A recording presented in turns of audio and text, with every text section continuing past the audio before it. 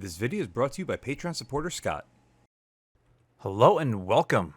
You are checking out the Kahles K18i with a 3GR reticle. You will note that the trees are all green, and that is because this was filmed several months ago. I just recently got around to finishing this up, so without further ado, let's get started. One of the first things to note is that with an LPVO like this, we have a fixed parallax of I believe 100 meters. So everything inside that is going to be a little bit off, especially at the higher magnification that this scope allows, which is 8x, which is what you're currently looking at right here. Despite that though, the image still looks fairly good. There is some chromatic aberration, which we're going to be noticing a little bit more of, especially during today, because for whatever reason, dark gloomy days tend to bring out chromatic aberration a lot. Shifting our attention to the 400-yard steel door, we're going to play around with the illumination a little bit. And one thing to note is that it's not just the center dot that gets illuminated, but also that dot on the second drop, and I don't understand why. Zooming it into 8x, and you'll see the image does look soft. And again, at 12 o'clock, you'll see that there is some more purple fringing on the high contrast areas. Again, that's something that the scope seems to showcase quite well. Now, the illumination is daytime bright. Despite the fact that this is an overcast day, the illumination is more than bright enough at its highest setting to be seen even in its brightest environments, which you're going to see throughout the course of this video. The only thing with the illumination that I can't really wrap my head around is why they chose to include that second smaller dot below the center dot. When I was using this, it kind of threw me off a little bit. As far as the image quality goes, I do feel it's lacking. It looks okay here, but when you're behind this with your naked eye, it's not as good. And the edges do get a little bit blurry. At 1x, it's honestly fantastic. But here at 8x, we got power lines at 30 yards, that tree line at roughly 2, and that transformer tower way off in the background at God knows how far. And it just, none of it looks stellar. 6x. Backing it out to 6x a little bit, and I think the image gets a little bit sharper. And it begs the question, is this worth $500 more over the K18i? I don't think so. You know what, while we're here, let's take a look at it in the evening hours. So basically the same day, a couple hours later, sun's already gone down.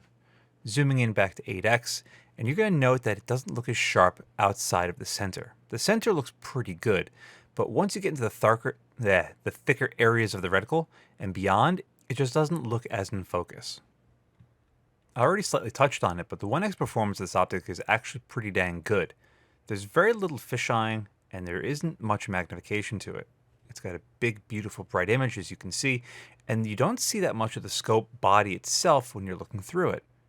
Illumination, again, right here is clearly daytime bright, and overall, it's not bad at 1x.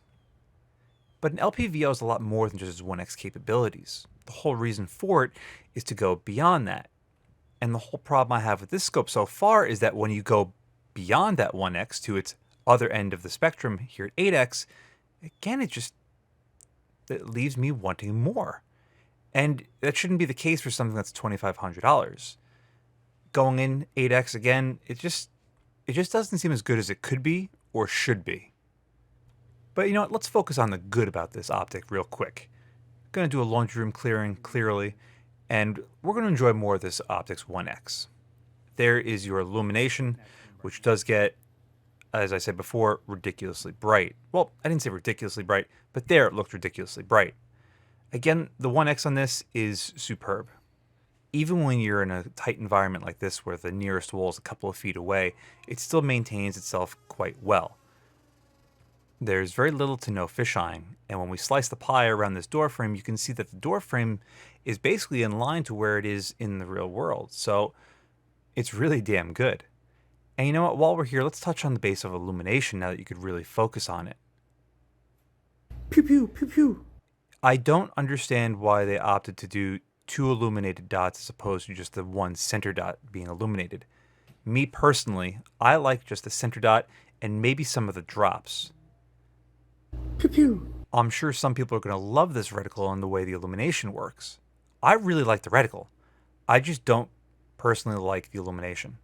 If it was just the center dot, or just the center dot and the horizontal bars showing you the drops, for me it would be a lot easier to distinguish what's what. With having just these 2 dots that are illuminated, it's pew pew, pew pew. Easy for me to lose where I am. But if you love it, great. This is just my personal opinion. From there, let's step it back to the 50-yard line. Here at 8x, you can see that on this rainy, miserable day, it looks okay. But that's it at 8x, it's just okay. Illumination, I'm only going to put to its maximum night mode, because why not? The sun's not really out. And we're going to see this scope in action on top of my 1022. It's really great at transitioning from 1x to 8x thanks to the massive throw lever and that really smooth magnification ring. Now at 8x, it's easy peasy getting shots on small steel targets 50 yards. But the issue comes in when we go back to 1x. That center dot is so large that it starts to completely encompass those small targets. And even when we go back over here to these two larger targets, that's a 10-inch steel target on the right-hand side, and it almost fully encompasses that at 50 yards.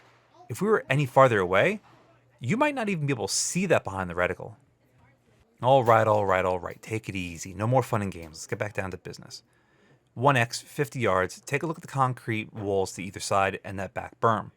Now, as we pan side to side, you're going to see that everything's slightly shifted. But that's pretty common for most LPVOs, so I can't really knock this one too much. Again, though, a positive is that it's really clear and bright and beautiful at 1x. Taking it and zooming it all the way into 8x, and you're going to see more of that purple fringing, that chromatic aberration that pops up on high contrast areas such as the black bullseyes to the melamine paper. Again, with the paper target behind that, that's pure white basically with harsh black lines. And we're going to pan over and just see people trying to shoot these steel targets. Yeah, you can call your shots more or less, and you can see a lot of finite detailing with the targets, but it just doesn't really excite me as much as it should. But don't worry, we're going to get farther out than 50 yards with this thing. Let's take a quick look at the eye box on this. Starting here at 1x, you're going to see that it's big, it's bright, there's very little shifting going side to side, and you can see the illumination even when you're in the shadow. It's great. The 1x on this really has everything that I would want from it. Stepping up to 4x as you see right here, and again, it's a very good performance. It's not too hard to get behind. Yes, your distance that you have to be from the scope does change a little bit. It's a little bit tighter, but it's not terrible. 6x does start to get a little bit tighter, but as long as you maintain a good cheek weld, you're pretty good. However, it does start to get noticeably harder to get behind, especially if you're transitioning from off the gun onto the gun at 6x. But the real kicker here is again at 8x. Just like the Strike Eagle 1-8 that I reviewed, you have to be perfect on top of this thing to use it properly at 8x.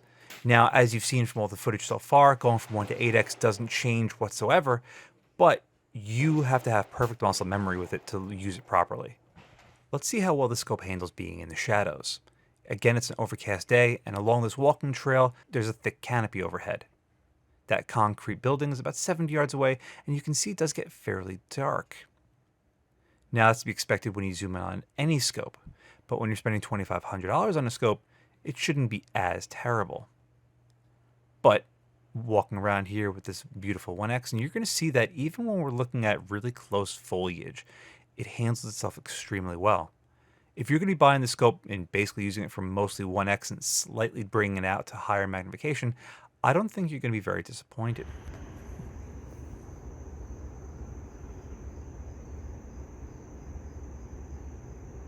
Pew pew. I didn't shoot him, relax. It was too cute. Alrighty, let's step it up now to the large bore range, or 100, 200, and 300. We're starting out at the 100-yard paper targets. Illumination has been set to full, and as you can see, it is a crystal clear, very bright sunny day. Almost a little bit too bright, in fact. Why is that? Well, the paper targets are slightly washed out. However, you can still pick up the slightest bit of purple fringing on the far extremities to the left around 9 o'clock. Now, the berm behind these paper targets is roughly 180 to 200 yards, and we're going to be spending a little bit of time sweeping back and forth to get a good feel for things. With the exception of the weird illumination that they did with this 3GR reticle, the drops are nearly perfect. They're clear, they're sharp, and they're easy to read. And for me, an LPVO is all about ease and speed. You want to be able to get behind it, zoom in, figure out your distance and squeeze the trigger. And the drops on this are perfect. I kind of like the fact that they're spaced out as much as they are, so this way you can really fine-tune about how your gun and your particular ammunition that you're going to be using through it are going to drop at different distances. We only kissed the 200-yard paper before I panned back over to a piece of steel that was being lit up to show off the dust plumes. It was the perfect opportunity to be able to call your shots if you miss your target and you hit the berm, let's say. Or if you wanted to see if something's on fire or yada yada yada, the scope does a fairly good job of that, clearly. Going back to the 200-yard paper targets, and not terrible. Not terrible in the slightest. Everything would have looked even better if I had adjusted the options on my camera a little bit, which is actually something I'm going to be doing right now at the 300-yard line because of how dark it was. With things slightly tweaked, we can get a little bit better idea of what we're looking at. We got a couple of steel targets right at dead center where the reticle is, and a couple of chains, a couple of horizontal bars. It's not terrible, but again, it's just, I don't know, it's not as good as I feel it should be. The drops, however, if you had to hold over, which you would be at this sort of distance, no matter what caliber rifle you're using, the holdovers are fantastic. Again, you really couldn't ask for much more from this 3GR reticle. I just wish that the image quality was a little bit better at 8x. If it was, maybe the price would be justified a little bit more than it currently is. No review would be complete without at least a very basic tracking test. With this, all we're going to be doing is checking the windage and elevation, see if it returns to 0, and make sure that it doesn't do anything weird when it gets to either extremity. For the windage so far, everything seems to be pretty good. Now, the turrets on this are more than adequate, I would say, for what intended purpose is. Basically, set it and forget it. The one nice thing I would like to see as far as the way the turrets work on this are numbers that correspond with what the hash marks are on the knobs. Because what you have to do right now is count each individual click and hope that you don't accidentally miscount. That would be the only thing I'd like to see different with the knobs. As far as how it tracks, as you saw, it's basically perfect. So no issues with that at least. To sum this scope up quickly, it's pretty good. But sadly, it's just pretty good. Pew pew. Pew pew. And with a price tag of $2,500, pretty good is not acceptable. Pew pew. It needs to be great. Perfect, in fact. Pew. Pew. If this wasn't a $2,500 scope, if this was a $1,500 scope, its shortcomings would be much easier to swallow than what they currently are. You see, there are other LPVOs on the market that are 1 to 8x's. In fact, the Gen 3 Razor HD is a 1 to 10, which I'm sure the 10x on that performs at least as good as this does at 8, if not better, and for less money. Granted, this scope is nice for the fact that it is fairly lightweight, which we'll talk about soon. Pew. And it does have some pretty nice features. I really like the reticle. The illumination is good, even though I don't care for the second dot. And the controls are all pretty good. But again, Pew. for $2,500, this thing needs to be more than just pretty good. Pew. And I don't think it is. I would not spend my money on this, and I wouldn't recommend anyone to spend their money on it either. In fact, I would recommend a lower magnification scope Pew. for less money and put your money into a better mount or more ammunition. A 1 to 6 you can get for a lot less than this, and you know what? Maybe even have better capability with clear glass at the higher magnification. Hostage has been rescued. Let's take one last final view at the reticle and the illumination before we get into my final thoughts. You see, here in a static environment, bright lights, everything lined up perfectly, going from 1 to 8x, nothing really changes. But like you saw throughout different parts of the video, at 8x, the outside edge does get a little bit out of focus. And that's, acceptable to a point. Illumination is more than bright enough, and as maximum setting, there is no sunburst into the reticle, which is great. The dot maintains its sharpness and clarity, even at the brightest settings and even dark environments like you're about to see. It's great. The only thing I would like to see is, number one, only the center dot being illuminated, and number two, that center dot is a little on the big side. It is great for rapid acquisition of it. You could pick it up really quickly, but you could do the same thing if the crosshairs were a little bit thicker, and that center dot was a little bit smaller like the one beneath it. I think it would be a much better compromise from what it is currently. But again, that's my personal preference. If you like it, you like it, and nothing's going to change that. For me, I don't mind it, but I think it could be tweaked a little bit more to make it even that much better. And with that, let's get into my final thoughts. This is not a paperweight, but it does not meet my expectations when you tell me the price of this thing. Even if this thing was $1,500, I don't think it would live up to it. And there's really only one reason. 6 to 8x. At 6x, it's good. At 7, it's eh. And at 8, it does the exact same thing the Strike Eagle does. In fact, that is the perfect comparison between this and the K16 because the Strike Eagle 1 to 6 is pretty damn good, all things considered, whereas the 1 to 8 Strike Eagle is rubbish after 6x. And you're spending more money and you're not getting anything more for it, in my opinion. Let's start with the goods. The 1X on this thing is fantastic. Really, really good. It's got everything that you want. It's big, it's bright, it's open, and it's really, really close to a true 1X. You have very little fisheyeing. It's got excellent qualities and characteristics about it. The reticle, this 3GR reticle, I really like, with the exception of the illumination. It's good. It's daytime bright. It's good enough for me, but those 2 dots, when I'm using this thing, I sometimes get confused at what dot you're looking at, especially when you're doing a quick draw. You're like, okay, let me get on target. Which one is it? There's 2 dots. Why not just have the center dot be illuminated on this? Or why not have the center dot be illuminated and then just a vertical tree with just little hash marks in between? Kind of like another optic that I'm going to be reviewing soon, again from Scott, which is, I don't know, it's like 1/8 of the price of this thing. They got it right. Why couldn't you? Don't get me wrong. There's a lot of good things about it. It tracks perfectly good. Illumination, like I said. The reticle, a lot of that is down to personal preference. You might love the fact that the illumination has 2 dots on this. For me, I'll pass. Thank you very much. And for me, if I had $2,500 to spend, I would rather buy 3 P4XIs than one of these. Yes, that's not a real fair comparison, but at 8x, it just falls apart. It never looked really sharp. It never had great colors. It's like it's muted. It's almost like you took an oily fingerprint and just went, okay, let's go use it. At that point, you just clean your optics like you learned in the movie Real Genius. The weight on this thing is actually pretty good. For a 1 to 8 that comes in with a throw lever, keep in mind, at 19.5 ounces, that's pretty damn impressive. Again, you know, when you compare it to something like the Steiner P4XI, it's only 2 ounces heavier. And then the Trijicon AccuPower, it's 3 ounces heavier. And if, you know, slight sneak peek at this Hawk, which is a 1 to 6, it's basically the exact same weight. So for a 1 to 8, this thing is pretty lightweight. $2,500? Absolutely no way. $1,500? Even then, there's so many other optics on the market that I'm pretty sure could do better than this. Disappointing. In fact, that's what Scott feels about this too. It's disappointing.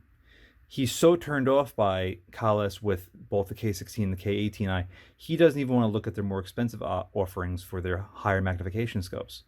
They've actually tainted his thought process on them and his opinion on them. And honestly, they did it with me too. I was expecting absolute perfection from this thing. And you should be too when you're spending this much money. Don't just get fooled in the fact that, you know, it says this on the side, a name, or this. I'm a huge fan of really quality stuff, and when you see this, you expect this to be, oh wow, this is great. It's like my Omega Swiss watch. Oh, excellent, perfect.